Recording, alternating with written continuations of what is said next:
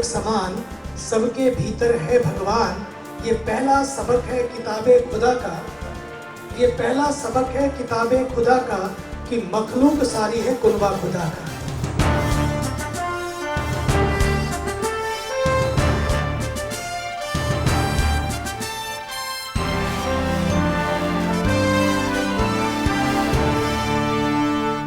महाकाल की पावन धरती उज्जैन, पूज्य सलीला मां शिप्रा का पावन तट, जहां सभी धर्मों के धर्मगुरु एक साथ एक मंच पर एक मकसद के लिए नजर आए, तो ऐसा प्रतीत होता है कि सारी नदियां एक साथ जाकर सागर में समा गई हों।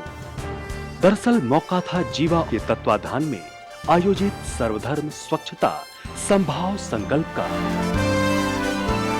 परमार्थ निकेतन के परमाध्यक्ष, गंगा एक्शन परिवार के कल्पना पुरुष और जीवा के सह संस्थापक परम पूज्य स्वामी चिदानंद सरस्वती जी महाराज की अगुवाई में देश भर के तमाम धर्मगुरु एक मंच पर एक साथ सद्भावना संकल्प के जरिए स्वच्छता क्रांति लाने का आह्वान किया और देश के नागरिकों से अपील की कि वे इस कार्य में जुट जाएं, ताकि भारत की स्वच्छता वैश्विक उदाहरण बन सके। उन्होंने पर्यावरण अनुकूल शौचालय के उपयोग पर बल दिया, ताकि हमारी भूमि और नदियों को खुले में शौच से होने वाले प्रदूषण से मुक्ति दिलाई जा सके। इस मौके पर परम पूज्य स्वामी चिदानंद सरस्वती जी महाराज ने कहा, भारत में साफ पेयजल, स्वच्छता और सफाई के अभाव में प्रतिदिन 1200 बच्चों की मौत होती है। हम इस स्थिति को बदल सकते हैं। 1 से 5 साल तक की आयु के बच्चे इस देश में रोज 1200 बच्चे रोज मर जाते हैं। हम सब मिलकर जितने महापुरुष हैं एक संकल्प के लिए कुंभ में इकट्ठे हुए हैं कि ये संकल्प स्वच्छता के लिए, सबके लिए, और किस तरह हम लोग इस बीमारी का इलाज ढूंढ सकते हैं कि हमारा जल शुद्ध हो। वहीं जूना पीठाधीश्वर आचार्य महामंडलेश्वर स्वामी अवधेशानंद गिरी जी महाराज ने शौचालय को बुनियादी आवश्यकता करार दिया। स्वच्छता, पवित्रता प्रार्थना की पहली मांग है। सभी मत पंथ संप्रदायों में प्रार्थना, सजदा, कीर्तन, इबादत और योग आदि से पूर्व में तन मन की स्वच्छता रहे, ऐसा धर्म ग्रंथों का निर्देश है। ऑल इंडिया इमाम ऑर्गेनाइजेशन के अध्यक्ष इमाम उमर इलियासी ने वादा किया कि वे समाज में स्वास्थ्य, स्वच्छता और सफाई के इस महत्वपूर्ण संदेश के प्रचार प्रसार के लिए देश भर के इमामों को एकजुट करेंगे। साथ ही उन्होंने शिक्षित और स्वस्थ भारत बनाने तथा खुले में शौच से मुक्ति के लिए सभी धर्मों को एक साथ आने पर भी जोर दिया। ये जो पाकीज़गी है, सफाई सुथराई है, सैनिटेशन है, ये बहुत बहुत इम्पोर्टेंट है, क्योंकि धर्म से भी जुड़ा है और सफाई से ही सारा भी। जिस तरह से हमारे स्वामी जी ने एक बात कही कि पहले टॉयलेट और फिर जो है मंदिर की बात कही है, तो ये तो एक सफाई की बात है, सभी जगह है और हम सब मिलकर सारे इस काम में सारे धर्म गुरु आगे बढ़ेंगे।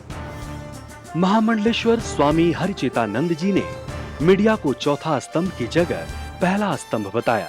साथ ही उन्होंने इस बात पर जोर दिया कि संतों का झंडा, शासन का डंडा और पत्रकार की कलम त्रिवेणी बंद सही दिशा ले ले तो शौचालय का ये कार्य शीघ्र ही सिद्ध हो जाए।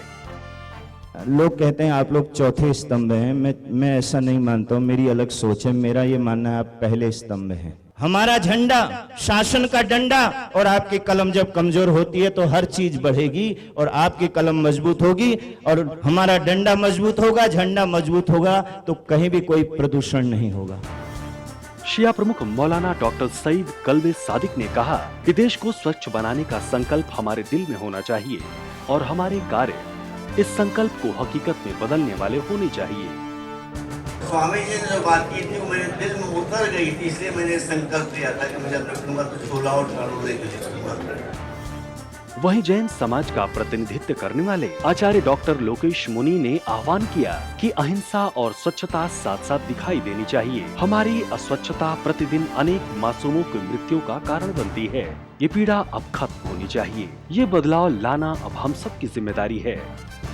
अपान शुद्धि नहीं है, आप मेडिटेशन नहीं कर सकते, आप इबादत नहीं कर सकते, आप ध्यान और योग नहीं कर सकते। डायरिया जैसे से प्रतिवर्ष 1200 से अधिक बच्चे जो हैं प्रतिवर्ष दम तोड़ते हो ऐसे के अंदर। इसलिए आइए हम स्वामी चिदानंद सरस्वती के साथ में जो है हाथों में हाथ लेकर के कदम से कदम मिला करके आओ मिलकर बैठे आपस में बात करें, 4 कदम ही सही चलने का साथ करें। यूं तो दूरी से दूरी बढ़ती जाएगी, कभी तो हम खुद से खुद की मुलाकात करें।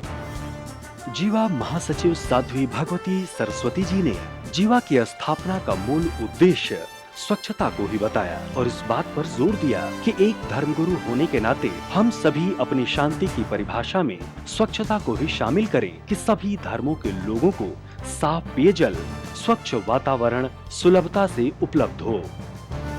The Global Interfaith WASH Alliance, the alliance of leaders of all of the faiths, our definition of peace has had to expand. We will work together to ensure that none of our brothers and sisters of any religion suffering or dying needlessly due to our actions or due to our inactions.